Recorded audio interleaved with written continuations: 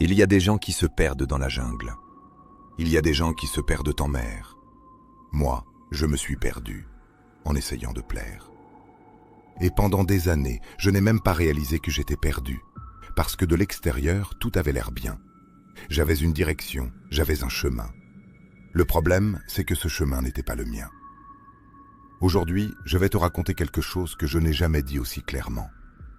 L'histoire de comment j'ai tout perdu pour finalement me retrouver, et pourquoi aujourd'hui, je ne regrette absolument rien. Je vais vous raconter mon histoire en 5 parties représentant les différentes étapes que j'ai traversées pour me retrouver maître de moi-même, ou encore ce que j'appelle ma conscience personnelle. Partie 1. Le fils qui voulait l'appréciation de ses parents. Quand on grandit, on est rarement le fruit de soi-même. On est en mode copie. Inconsciemment ou pas, on suit très souvent les traces de ceux qui nous ont mis au monde. Leur façon de parler, leur façon de réagir, leur définition du succès, leur vision du monde. On absorbe tout ça, comme une éponge, sans filtre, sans question, sans même s'en rendre compte. Et moi, j'étais cette éponge-là. Mon père n'avait pas besoin de me forcer à quoi que ce soit. Il me suffisait de l'observer, de voir comment il marchait, comment il décidait, comment il construisait. Et dans ma tête d'enfant, une équation s'est installée, simple et silencieuse. Faire comme lui, c'était bien faire. Lui ressembler, c'était réussir. Le rendre fier, c'était être quelqu'un. Alors j'ai commencé à modeler ma vie sur la sienne. Ses choix devenaient mes ambitions. Ses valeurs devenaient mes convictions. Sa vision de la réussite devenait ma définition du bonheur. Et pendant longtemps, ça fonctionnait. Ou plutôt, ça avait l'air de fonctionner. Parce qu'au fond, il y avait quelque chose qui ne s'éteignait pas. Une petite voix, la mienne, discrète, presque timide, qui murmurait « Mais toi, tu veux quoi ?» Je l'ignorais. Je la noyais sous plus d'efforts, plus de conformité. Parce que la décevoir mon père, c'était la pire chose que j'imaginais. Si ce que je dis résonne en toi, abonne-toi. Ce canal est fait exactement pour les gens comme nous. La leçon que je n'avais pas encore apprise, on peut aimer quelqu'un profondément sans entrer dans son moule. L'admiration ne signifie pas faire les mêmes choses. Et vivre la vie de quelqu'un d'autre, même quelqu'un qu'on aime, c'est quand même passer à côté de la sienne. Partie 2. Le combat intérieur. Le vrai lutte n'est pas contre les autres. Nous sommes une civilisation qui a pris l'habitude de combattre son prochain. Le vrai problème, c'est quand tu te bats contre toi-même, toi tout seul face à ta conscience. Et c'est exactement ce qui s'est passé. D'un côté, il y avait celui que j'essayais d'être, celui qui suivait les pas de son père, qui répondait aux attentes, qui faisait honneur à la famille. De l'autre côté, il y avait celui que je sentais être, avec ses propres désirs, ses propres rêves, ses propres chemins à explorer. Ces deux versions de moi se regardaient en chien de faïence. Et chaque décision de ma vie était un ring. Est-ce que je choisis ce qu'on attend de moi, ou est-ce que je choisis ce que je veux vraiment? La plupart du temps, j'essayais de faire les deux. Contenter tout le monde, trouver un équilibre impossible, être assez conforme pour que personne ne soit déçu, être assez authentique pour que je ne m'étouffe pas. Mais tu ne peux pas servir 2 maîtres à la fois. Et cette guerre intérieure, elle s'est payée. En énergie, en paix, en joie. La leçon que j'ai mise du temps à accepter, se battre contre soi-même, c'est la guerre la plus épuisante qui existe. Parce que tu ne peux jamais vraiment gagner et tu ne peux jamais vraiment perdre. Tu es juste, à vif, tout le temps. Si tu t'es déjà senti écartelé entre qui tu es et qui on attend que tu sois, écris « Je m'en suis sorti » en commentaire. Partie 3.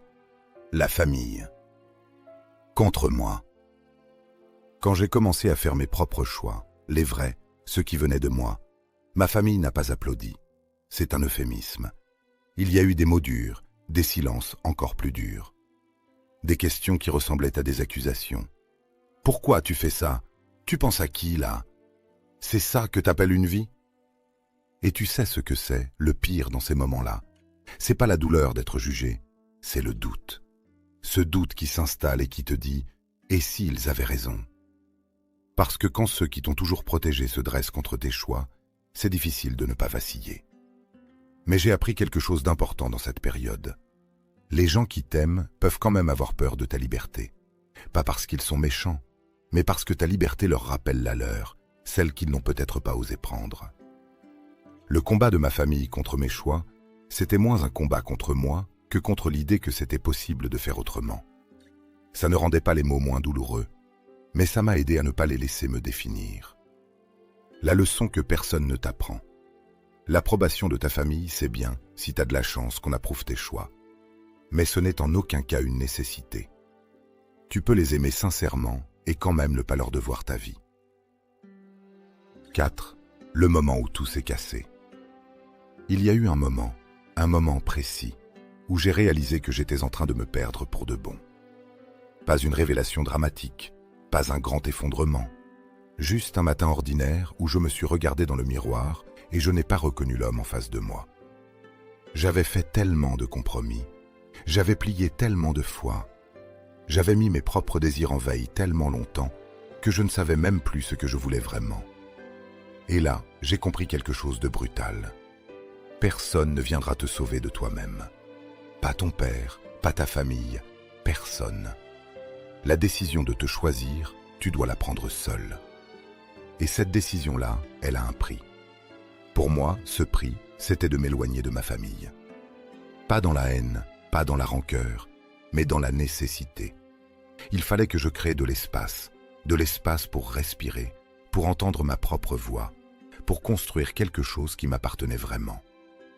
C'est la décision la plus difficile que j'ai jamais prise, et la plus nécessaire. La leçon la plus dure à avaler. Parfois, pour te trouver, tu dois accepter de faire mal à ceux que tu aimes. Pas par cruauté, par survie. Et seul toi peux savoir quand tu as atteint cette limite.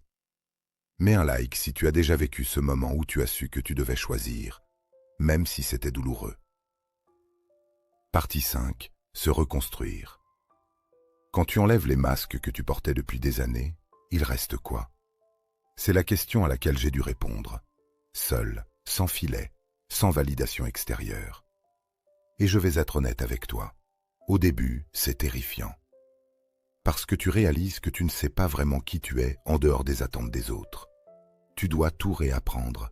Ce que tu aimes vraiment, ce qui te fait vibrer, ce que tu veux laisser derrière toi, ce que tu veux construire. J'ai commencé à faire des choix minuscules, pas les grands gestes héroïques qu'on voit dans les films, des petits choix, chaque jour, qui venaient de moi, que j'assumais seul. Et peu à peu, quelque chose a commencé à se solidifier à l'intérieur.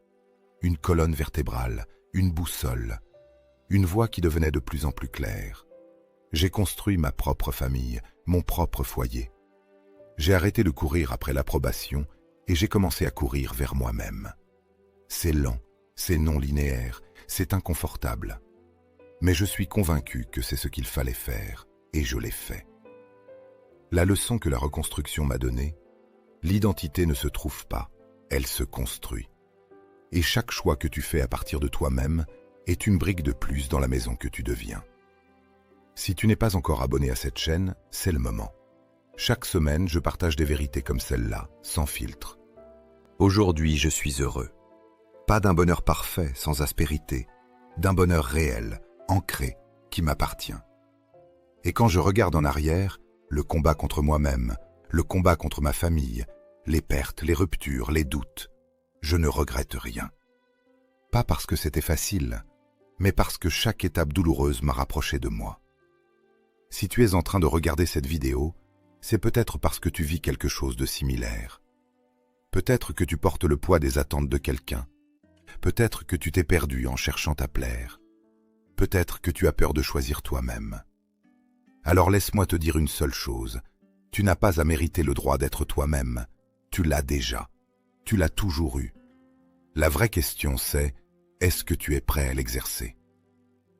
Dis-moi en commentaire, c'est quoi la chose que tu ferais si tu n'avais peur de décevoir personne? Et si cette vidéo t'a touché, like, partage, abonne-toi, pour que d'autres personnes qui en ont besoin puissent la trouver. Prends soin de toi et à la prochaine.